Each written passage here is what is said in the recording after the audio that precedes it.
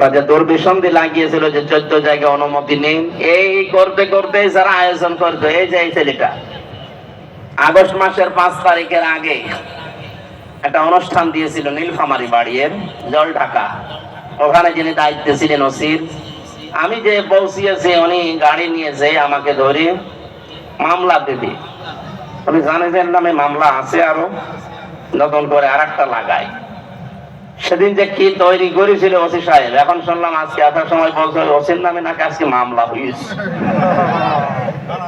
উনি আমার নামে মামলা সাজাবে পারে না, এখন নিজেই মামলার ফিগারে। এই জন্য যারা এই সিস্টেম করেছিলেন, কিয়ামতের আগে দেশে আর কোরআনের কথা বলতে কোনো অনুমতি লাগবে না, সেইটাই ফিরে আসবে ইনশাআল্লাহ।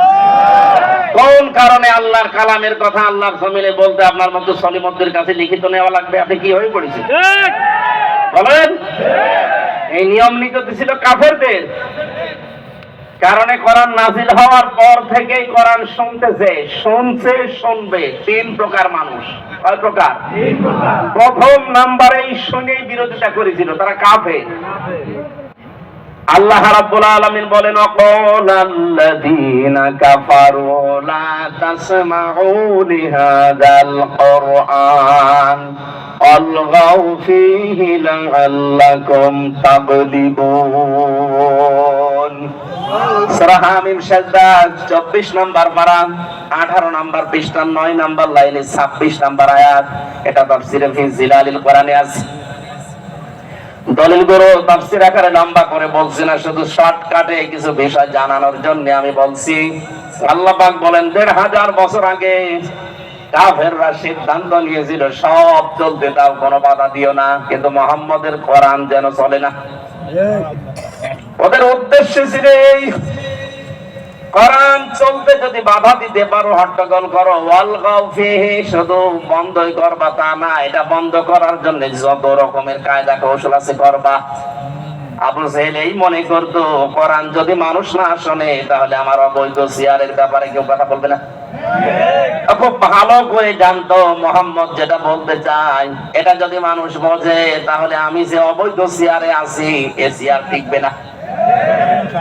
1500 বছর আগে এদের পেটাপ্পা যারা নব্য আবু জাহেল সেজেছিল, এরাও বুঝে ফেলছিল আমরা যে কায়দায় আছি, কোরআন যদি মানুষের দেশে শোনে আর বুঝে ফেলে তাহলে আমাদের সিয়ারেরও পায়া থাকবে না। এটা নিয়ে অনুমতির সিস্টেম করেছিল। জাতির সামনে যে আজ প্রকাশ হয়ে গেছে, কোরআন যারা বাধা দেয়, শুনতে দেয় না, তারা 1 নম্বরে কাফের। তারা কি? আরো জোরে। এই 15.5 বছরে এগুলো যারা বাধা দিয়েছেন, আপনি নামাজ পড়তে পারেন, রোজা রাখতে পারেন, আপনি কাফের। কাফেরের জানাজা পড়া জায়েজ আছে? কবরে দেওয়া? তাহলে এ দেশে যারা এতদিন এই করলেন, এই 15.5 বছর, তাদের এখন আর জানাজার দরকার কি? কবরে দেওয়ার দরকার কি? পুড়িয়ে ফেলেন। কারণ তো এমনি জাহান্নামে যাবে। জাহান্নামে গেলে তো আগুনে পুড়বে, আগুনে লাগিয়ে দিলাম, পুড়তে থাক। আর কথা বলছে না কেন? এত শক্ত করে বললাম এই জন্য আগামীতে কোনো জালেম যেন এরকম সিদ্ধান্ত না নেয়। দ্বিতীয় নম্বরে কোরআনের শ্রোতা পেয়েছি আমরা নাজিল হওয়ার পরেই তারা শুনতে আসতো, বিশ্বাসও করতো এটা আল্লাহর কিতাব, মুহাম্মদ বানাতে পারে না। শোনার পরে যখন দেখতো না এই কথাগুলো তো আমাদের ব্যবসার সাথে মেলে না, আমাদের রাজনীতির সাথে মেলে না, আমাদের পরিবারের সাথে মেলে না, এমনকি আমার ব্যক্তিগত জীবনের সাথে মিলছে না, ওই মানুষগুলো তখন আস্তে করে নবীর কথা শোনার পরে কেটে পড়তো। সূরা নিসা 5 নম্বর পারার 7 নম্বর পৃষ্ঠার 1 নম্বর লাইনের 61 নম্বর আয়াতে আল্লাহ বলেন, ওয়াইদা কিলা লাহুম তাআলাউ ইলা মা আনজালাল্লাহু ওয়া ইলার রাসূল রাআইতাল মুনাফিকিনা ইয়াসুদ্দুনা আনকা সুদুদান। ওয়া মানে এবং ইদা মানে যখন, কিলা মানে বলা হয়, তাআল মানে আসো, ইলা মানে দিকে, মা মানে যা, আনজালাল্লাহ মানে আমি আল্লাহ নাযিল করেছি, ওয়া ইলার রাসূলি এবং রাসূলের দিকে আসো। রাআইতাল মুনাফিকিনা, হে নবী আপনি দেখতে পাবেন যাদের অন্তরে গুড় আছে, মুনাফিকি আছে, এই মানুষগুলো ইয়াসুদ্দুনা আনকা সুদুদা, আস্তে করে আপনার কাছ থেকে মুখ ফিরিয়ে কেটে পড়বে। সুতরাং আজকের আলোচনা শেষ হওয়ার আগে দেখেন কোনটা ওঠে না। ওই দু একটা যাচ্ছে আলাদা কারণে, ভালো লাগছে না এই বলে যদি চলে যায়, বুঝবেন ওইটা মুনাফিকের কোন লক্ষণ নিয়ে যাচ্ছে। পেশাব পায়খানা আর বিড়ি খাওয়া বাদ দিয়ে কেউ যেতে পারবেন না। বিড়ি কয়েকজন খায়, সবাই তো না, কিছু মানুষ আছে আপনি খুব নেশা লাগলে খেয়ে আবার চলে আসবেন। আসবেন তো? কারণ রংপুর বিভাগে এটা চলে আমি জানি, কারণ এখানে বিড়ি তৈরি হয়। এই যে পাশের গ্রাম কুড়িগ্রাম, এই সমস্ত জায়গায় আপনারা তৈরি করেন। আপনারা তৈরি করেন, না খেলে হয়, খাবেন, দু একটা খান, আস্তে আস্তে ছেড়িয়ে দিন। তুমি গিয়েছেন, আমি তো আকিজ গ্রুপে ছিলাম ওই সময়। স্যারকে বলেছিলাম যে আকিজের বড় ছেলে যিনি, বললাম স্যার আপনারা এই কাজ বান্দা বাদ দেন, দিয়ে একটা খাবার তৈরি করেন। হুজুরে তো খাবার, কিন্তু খাবারে তো খাবার না, আমাদের লাঞ্চ নষ্ট হয়ে যায়, কলিজা নষ্ট হয়ে যায়। ওয়ালা তুহলিকু ওয়ালা তালকু বিআইদিকুম ইলা তাহলুকাতি, নিজেদেরকে নিজেরা ধ্বংস করে ফেলো না। বিড়ি দ্বারা খান, আপনার লাঞ্চ নষ্ট হয়ে যায়। এই লাঞ্চ তো আর আপনার নিজের না, এটা একটা আমানত। ঠিক, এটা কে দিয়েছে বলেন তো? সুতরাং নিজেরা নিজেকে নষ্ট করবেন না। 22 কোটি টাকা না কত কোটি টাকা একটা রিপোর্ট পেয়েছিলাম, যে মানুষ ধোয়া দিয়ে শুধু উড়িয়ে দেয়। এমনি আমরা গরিব মানুষ, তারপরে রংপুর বিভাগ আরো গরিব, আর ওনারা বেকার বেকারে ধোয়া দিয়ে টাকাগুলো নষ্ট করে। বিড়ি আস্তে আস্তে ছেড়ে দেবেন, কারা হাত তোলেন তো? আছে স্যার, ঠিক আছে, আপনারা ছেড়ে দেবেন, জিনিস ভালো জিনিস না। 3 নম্বরে কোরআনের শ্রোতা ছিল তারা। আল্লাহ রাব্বুল আলামিন তাদের পরিচয় দিচ্ছেন, দেখেন তো আপনি মেলাতে পারেন কিনা। ইন্নামাল মুমিনুনা আল্লাযীনা ইযা যুকিরাল্লাহু ওয়াজিলাত কুলুবুহুম ওয়া ইযা তুলিয়াত আলাইহিম আয়াতুহু যাদাতুহুম ঈমানা ওয়া আলা রাব্বিহিম ইয়াতাওয়াক্কালুন। সূরা আনফালের 2 নম্বর আয়াতে আল্লাহ জানিয়েছেন, আমার দৃষ্টিতে মুমিন তো তারা, আমার দৃষ্টিতে মুমিন তো তারা যাদের সামনে আমার নাম উচ্চারণ করলে তাদের অন্তরাত্মা কেঁপে ওঠে। তেলাওয়াত যদি হয় তাদের সামনে, আমার আয়াতগুলো শোনার পরে, বোঝার পরে তাদের ঈমান যা ছিল বেড়ে যায়। ঠিক, কোরআনের আলোচনা শুনে সবার চোখে পানি আসবে না। وَإِذَا سَمِعُوا مَا أُنزِلَ إِلَى الرَّسُولِ تَرَى أَعْيُنَهُمْ تَفِيضُ مِنَ الدَّمْعِ مِمَّا عَرَفُوا مِنَ الْحَقِّ।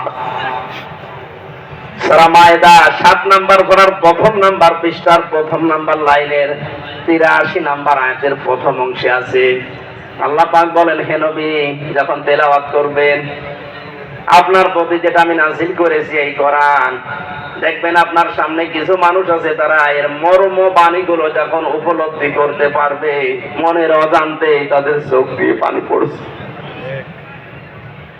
কোরআনের আলোচনায় সবাই মুগ্ধ হবে না, মন দিয়ে শুনবেও না, চোখ দিয়ে পানি আসবে না। এটা বোঝার মতো একটা যোগ্যতা থাকা লাগবে মিনিমাম। যাদেরই আছে দেখবেন কোরআনের আলোচনা যখন গভীরে পৌঁছিয়ে যাবে, ওরা বসে আছে কিন্তু অজান্তেই তাদের চোখ দিয়ে পানি পড়ছে। বাড়ি যাওয়ার সময় যারা সিদ্ধান্ত নেবে, ওয়ালা রাব্বিহিম ইয়াতাওয়াক্কালুন, জীবনে আজকে থেকে যদি ভরসা করি, আল্লাহ ছাড়া কারো উপরে ভরসা করব না। তাহলে কোরআন নাযিল হওয়ার পর থেকে শ্রোতা পেলাম কয় প্রকার?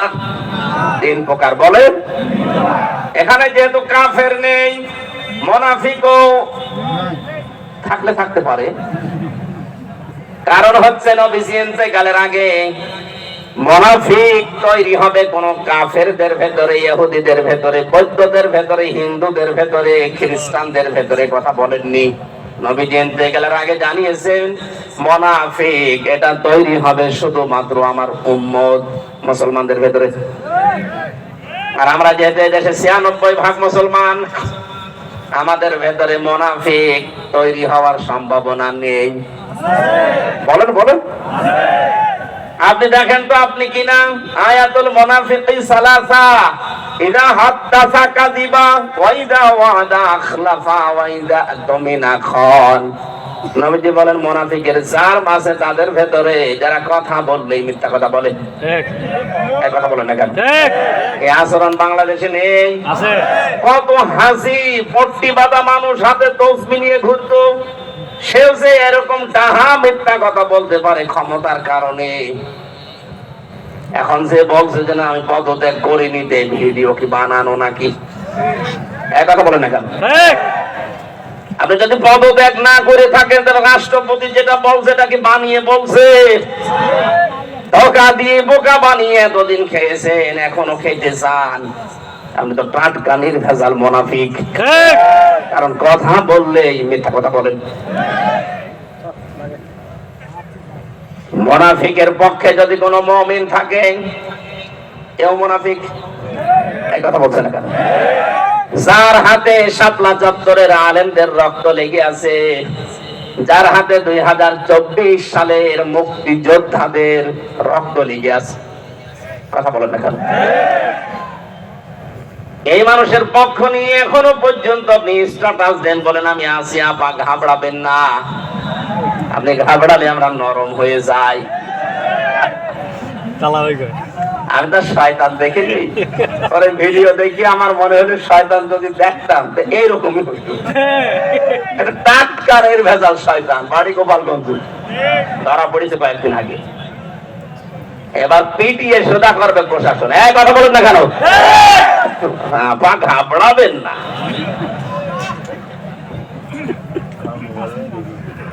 বলেছে আপা ঘাবড়াবেন না, আপনি ঘাবড়ালে আমরা নরম হয়ে যাই। আমার মনে হয় প্রশাসন ধরেছে নরম বানাতে, আমরা চাই ওরে নরম বানিয়ে ফেলুক। কথা বলেন না কেন?